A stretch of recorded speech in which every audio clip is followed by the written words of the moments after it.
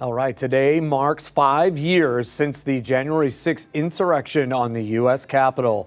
In 2021, pro-Trump rioters stormed the Capitol, demanding the results of the 2020 election be overturned. They ransacked offices and destroyed parts of the building. The Capitol was put on lockdown, and it took several hours to be secured. More than 1,000 people were charged by the Justice Department in connection with the riot.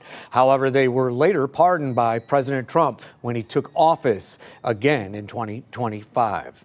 So the fallout continues all these years later. Our political editor, Mark Maxwell, joins us with more on what prominent political voices from Missouri and Illinois are doing today. Yeah, hey, Paul, good afternoon. Here we are 5 years later, and if you walk through the halls of power in Washington today, you might think you were looking at two different movies playing in the same theater. Only here, both sides seem to be throwing popcorn at one another. On one screen, you've got the Democrats holding hearings and mounting poster board replicas of a police plaque that the Trump administration refuses to hang up.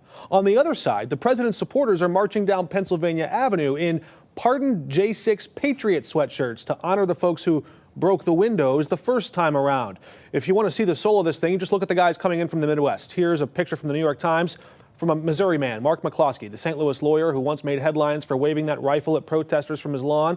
He's traded that gun for a cartload of boxes. He wheeled it right up to the Justice Department. McCloskey feels a pardon from the president wasn't enough for the 1,600 people who stormed the Capitol. They're looking for a payday.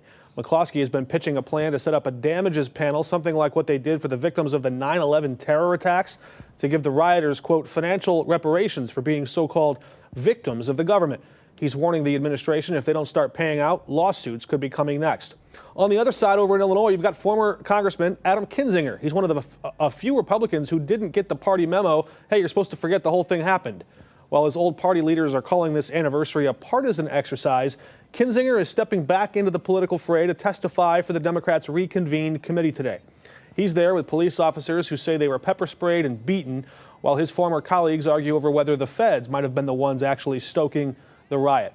Also at the Capitol, the official plaque meant to honor the police officers who were badly beaten in that attack. It's tucked away in storage somewhere. Speaker Mike Johnson says he just can't figure out how to implement the law that requires him to hang it up.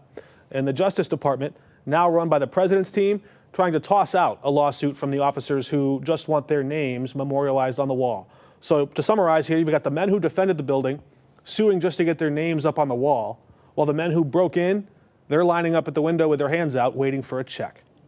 Interesting imagery there. And we could see new testimony from Illinois Attorney General Kwame Raoul. Any idea, Mark, going over all of this, what he could say to lawmakers? Well, Paul, we haven't seen his prepared remarks just yet, but we do know that he's taken a particular interest in some of the recent testimony released from Special Prosecutor Jack Smith. He recently told Congress, quote, the evidence here made clear that President Trump was by a large measure the most culpable and most responsible person in this conspiracy. Smith says these crimes were committed for Trump's benefit. And about the violent riot, Smith said the evidence showed, quote, Trump caused it and that he exploited it and that it was foreseeable to him. 5 years later. Wow. All right. Thank you very much, Mark. You bet.